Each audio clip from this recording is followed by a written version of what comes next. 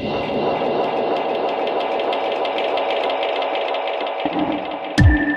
think that this might be the best footage I've ever seen of an actual creation of a portal. I believe that's what you're going to be seeing here, guys, and there's a lot going on. This is a crazy, crazy video, alright? And it's from a camera that was mounted out in Japan at the Sakurajima, I believe I pronounced that right, the Sakurajima volcano in Japan. And what you're going to see, you're looking at it kind of right there in the center of the screen, there's a little bitty white dot. But whatever that is, I believe it's living, it's alive, whatever it is, and some kind of a little light being, I don't know exactly what, but you're going to see it start moving around quite a bit, flapping its wings, moving its arms, I mean whatever it's got, and it's going to start creating a portal, alright? And this is just the beginning. This video gets really weird, so just bear with me, guys. There's a few spots I want to jump to. But let's go ahead and start it off. Just check this out. You see him right there?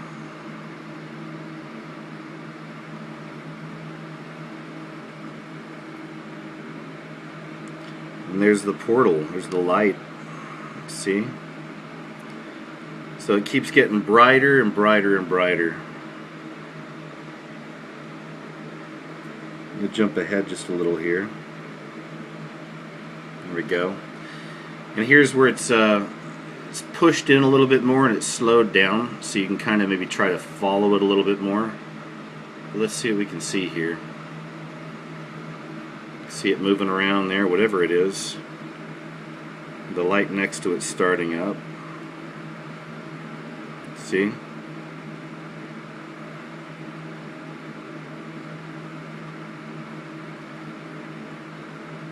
Weird, right?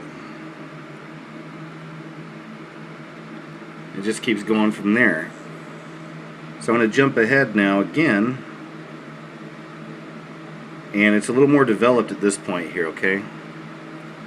It's a little more developed, but now you're going to start seeing these.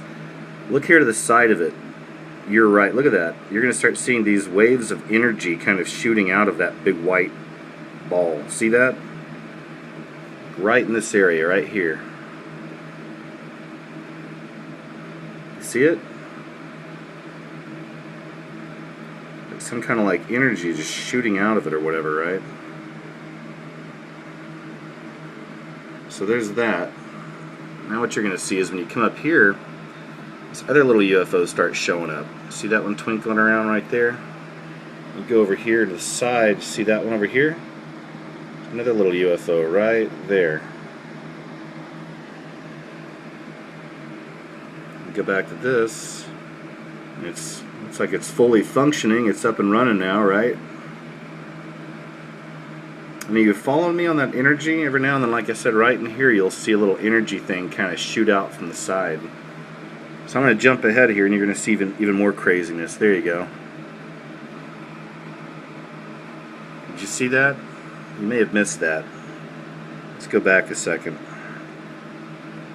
Alright, so watch. Big flash. Now you move up here to the top. Boom. Something comes flying out. And you see two more little UFOs up there, right? There's one of those energy bars right there. See it? Crazy, man. Look at that. Look at it right here. Look at that. Like something's going into it too and then coming back out, you see? So I think this is a portal. To what? I don't know. You know, that's the question. And I guess that just depends on where you stand on things. It depends on your beliefs. Is it a portal to other planets? You know? I don't know. If that's your thing, then maybe. I believe it's a portal to other dimensions. And what dimensions? Well, maybe a dimension called hell. I mean, maybe, right? These very well could be little interdimensional alien beings, demonic beings that are using these portals to bring things in and to take things back out. So you see there's still some little UFOs floating around up there. See, there's a couple of them over here. There you go. So yeah, that's the question, guys. I mean, no matter what, that's not normal. This is real. It's not faked. You can find this. This was on the news. It was all reported as UFO and weird light, though. Nobody reported it as a portal to another dimension, right? But I believe that's... look at that. It's another one. But I believe this could very well be a gateway, guys. Some kind of a gateway to another dimension to bring things in or to let things out, or maybe both. It's a doorway. Some may say it's a doorway to hell, you could say. Maybe it's a doorway to... who are we kidding? I think it's a doorway to hell. No, but really, I don't know for sure, guys. Either way, I do believe that this is a portal, though, some kind of a stargate or a gateway to something else. And that's actually what we're seeing happen here. Now, it gets kind of weird. If it's not weird enough for you already, there's even more. I want to show you one more thing that happened. There was a camera that was on the other side of this volcano, and it captured something pretty amazing as well. So check this out. Here's the camera that was on the other side, and just take a look at what happens here.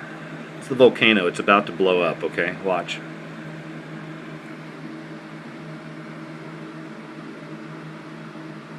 Did you see that? Look at that. Boom!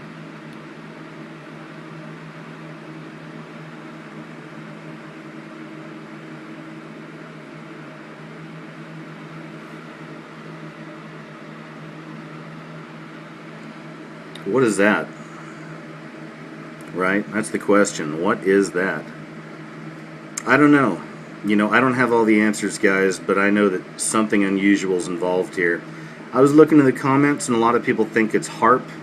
If you don't know what HAARP is, guys, check it out. It's all capitals, HAARP. It's weather manipulation systems that our government has and uses. You know, so did they use HAARP to start this volcano? Or does the volcano have something to do with portals and with these dimensions, with bringing these entities in or letting them back out? Because we saw in the first video, as that little portal was starting up down there at the bottom of the volcano, at the top, you saw something shooting out of it, right? You can see that thing shooting out of the volcano. That was the top of the volcano. And then a little later, this thing goes down, right? Then you get the explosion of the volcano. So are we watching a HAARP actually take place? Or is it interdimensional beings causing this for whatever reason? Is there some kind of a connection to the inner Earth, maybe? Maybe that's why they're using the volcano. I don't know. Or is it all connected together? Are these interdimensional things using HAARP? You know, I don't know. But either way, man, just to add a little bit more to the story, as I always do, I'm gonna show you a little video here in just a second about the beginnings of NASA. That's what this started making me think about, because NASA, our space exploration program, actually started in a lot of ways with black magic and witchcraft and all kinds of weirdness. And if you think I'm crazy now, just hang tight and check out this short video here on the subject, okay? And again, guys, it's up to you. Make up your own minds. I don't know either. I don't have all the answers, but I know this is unusual. I know it's weird, and I know we've definitely captured something highly, highly unusual here in this video. Again, I'm not sure exactly what is going on here, but I do firmly believe we've got actual footage here of a portal or a stargate to another place. So thanks again, guys, for your time. Check this out, and I'll talk to you later. The craters and mountains of our moon bear the names of giants of science, figures like Archimedes, Kepler, and Copernicus. There is also a crater honoring someone called Jack Parsons. There are some who would rather he had been forgotten. Perhaps that's why his crater is on the dark side of the moon. He was a maverick rocket scientist, okay? He was also a maverick rocket scientist spiritually. This father of American rocketry was also an occultist, devoted to a path still widely misunderstood and feared. So the founding of modern rocket science is absolutely allied and connected with black magic. Aleister Crowley was the premier self-styled Western magician of the 20th century, who some have called the most evil man in the world. Crowley simply termed himself the Great Beast. He wouldn't invite him to dinner. Whose secret name in his order was Phoenix, for reasons that will later become apparent. Parsons became one of Crowley's greatest students and was said to have been his personally chosen successor. Let me repeat that. We have documentation, no question, that Parsons was selected by Crowley to be his successor in these arcane, magical rituals and ceremonies and practices. Parsons quickly moved up the ranks of Crowley's organization called the Order of the Eastern Temple and was eventually appointed head of the lodge in Pasadena by Crowley himself. Parsons swore an oath of allegiance to guide humanity into, quote, an age of communion with the gods, using his demonstrable vast talents of insight and science and, in his own words, magic. The objectives of those like Crowley who practice Western magic is ostensibly, quote, to advance humanity by contact with higher intelligence, that is, read with extraterrestrials. Gosh, is that what they're up to? Either by calling them down or traveling to their planet. According to Crowley, one can contact these higher intelligences by becoming one with them. That is, by metamorphing into man-gods, or supermen. This was Crowley's primary goal, attainable in his beliefs through the ancient systems of the Hebrew and Greek Kabbalah and other forms of metaphysical, quote, science. All practitioners of magic, philosophically based occultists such as the Theosophists or Freemasons, have been consumed with interest of finding the origins of the human race. You just have to read what they write.